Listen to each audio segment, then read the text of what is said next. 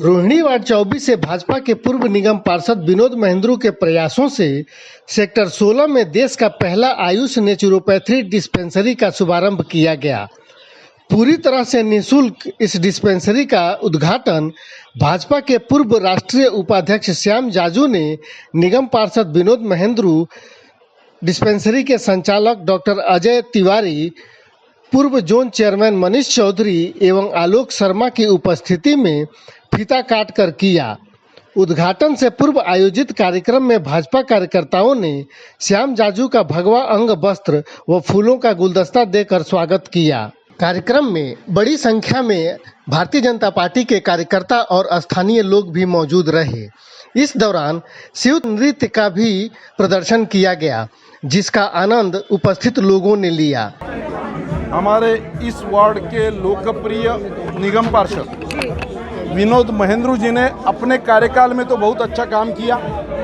कोई भी राजनीतिक बैकग्राउंड ना होते हुए केवल कार्यकर्ता के आधार पर उन्होंने इस वार्ड में जो काम किया, उनकी लोकप्रियता को देखते हुए आज मैं उनको अभिनंदन करता हूं कि अपना कार्यकाल खत्म करने के बाद भी अपने एरिया के लोगों के लिए सेवा भाव मन में रखते हुए आज निःशुल्क चैरिटेबल इस प्रकार की डिस्पेंसरी का यहाँ पर उन्होंने उद्घाटन करवाया है और जनता के लिए ये कायम आने वाले दिनों में ये सेवा रहेगी। एक अच्छा उपक्रम उन्होंने किया है, वो अभिनंदन के पात्र है। इस तरह का जो प्राकृतिक चिकित्सा के केंद्र है, उसको क्या और बढ़ावा देने की जरूरत है? निश्चित रूप से मोदी जी के कार्यकाल में आयुर्वेद, नेचुरोपैथी, होम्योपैथी, इन सब बातों को, हमारी जड़ी बूटी, वनस्पति, इन सब बातों को प्रोत्साहन मिला है। सरकार ने उसके लिए अलग से बजट दिया है और जेनरिक दवाओं की दुकानों से तो सामान्य आदमी का बहुत बड़ा फ़ायदा हुआ है।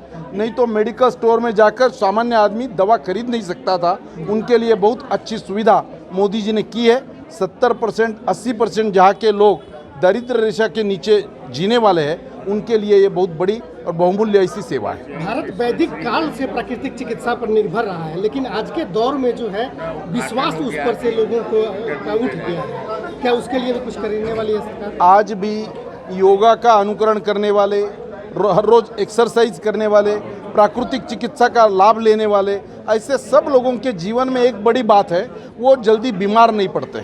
और बीमार पड़ने के बाद की जो समस्याओं का रास्ता उनका निकल जाता है। मुझे ऐसा लगता है कि सब लोगों को इसका अनुकरण करना चाहिए। भारत के योगा की चिंता पूरे विश्व में हो रही है। यहाँ का होम्योपैथी, यहाँ का जो हमारा निसर्गोपचार है, इस सब के बातों की प्रोत्साहन लोग अप्रिशिएट कर रहे हैं और वही एक उपक्रम आज यहाँ पर संपन्न हुआ है। नमस्कार। इस मौके पर मुख्य अतिथि के रूप में पहुंचे श्याम जाजू की कार्यशैली और उनके मिलनसार स्वभाव की भाजपा कार्यकर्ताओं ने जमकर तारीफ की। श्याम जाजू जी के पे अगर कोई एक बार मिलेगा तो वो बार बार मिलेगा। मैंने गुरुजी का एक वीडियो देखा था, उसमें YouTube चैनल पर एक बात कही थी जो मेरे को आज तक याद है कि अगर आप लोग राजनीति में हो और किसी का कुछ काम करवा देते हो, कई लोग ताने मारते हैं कि भाई तूने अगर इसका काम करवा दिया तो तूने क्या कर दिया।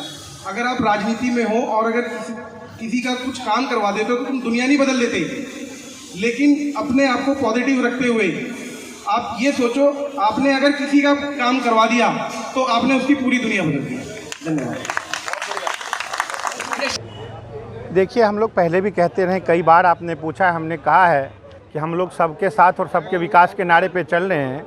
और इस तरह कई इवेंट महेंद्रू जी ने किया है। और एक ये जन स्वास्थ्य की तरफ, ये जहाँ यहाँ के मुख्यमंत्री ने हमारी जो जन औषधि योजना को बंद कर रखा है, दिल्ली में जो 5 लाख रुपए गरीबों को मिलने थे वो नहीं मिल रहा है, तो उसमें अगर हम लोग कुछ इस तरह से अगर गरीबों के लिए कर पा रहे हैं तो ये बहुत अच्छा है। महेंद्रू जी का बहुत अच्छा प्रयास है और हम सब उनके साथ हैं और इसी तरह से महेंद्रू जी आगे काम करते रहे पब्लिक के। जन औषधि केंद्र के माध्यम से केंद्र सरकार ने एक बहुत ही बेहतरीन योजना इस देश को दी, बहुत लोगों को लाभ मिला।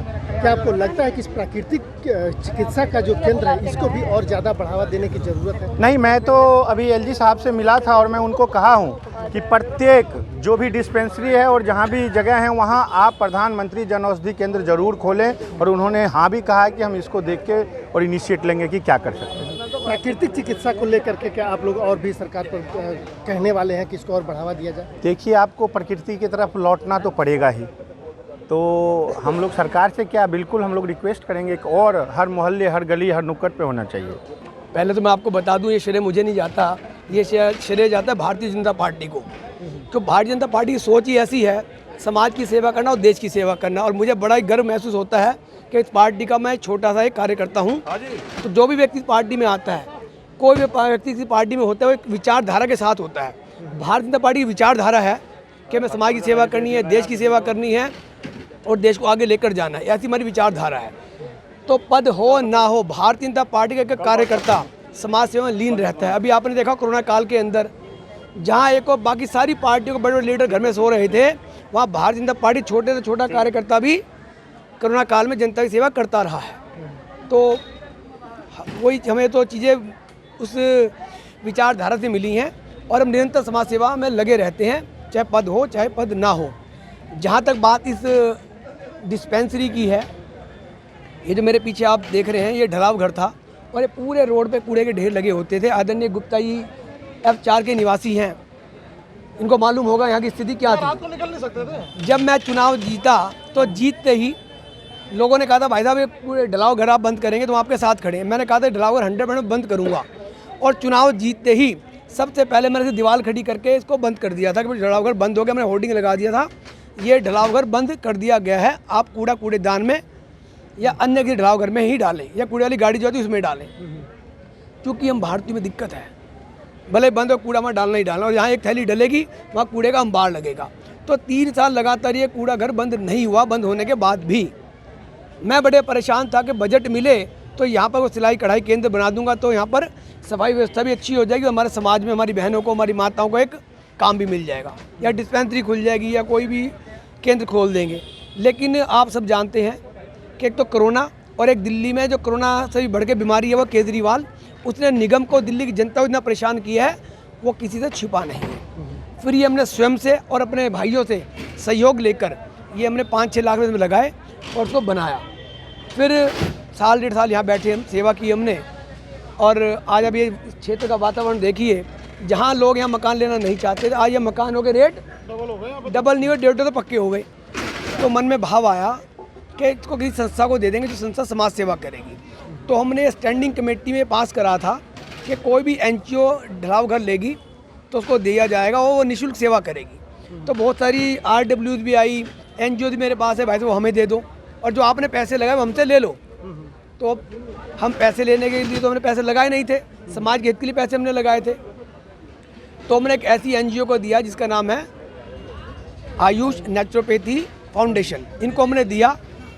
इनसे हमारी पूरी बात हुई कि हम ये काम करेंगे और बिल्कुल भी कोई शुल्क नहीं लिया जाएगा। तो आज वो खुशी का दिन आज आपके सामने है और जनता में बड़ा उत्साह है। कम से कम ज़्यादा 400-500 लोग यहाँ बैठे होंगे इतनी गर्मी के बावजूद भी, और ये बहुत ही मुझे लग रहा है अच्छा काम है, समाज की सेवा यहाँ से की जाएगी। और दूसरी ओर हमारे दिल्ली के मालिक साहब ने पूरे विश्व में ढिंढोरा पीटा कि वर्ल्ड क्लास मोहल्ला क्लिनिक हमने बनाए, वर्ल्ड क्लास मोहल्ला क्लिनिक बनाए। और लेकिन जब वहाँ जाके मैंने कभी नहीं झाँका, आम जनता जाके बताती है, या हमने सोशल मीडिया फ़ोटो देखी है, कहीं वहाँ पे दवाई है या नहीं है, डॉक्टर है या नहीं है, और यहाँ कुत्ते पड़े हैं, कोई शराब पी रहा है, कि वहाँ पे सूअर पड़े हुए हैं। और ये मैं नहीं कह रहा, आधी दिल्ली का लगभग ये हाल है।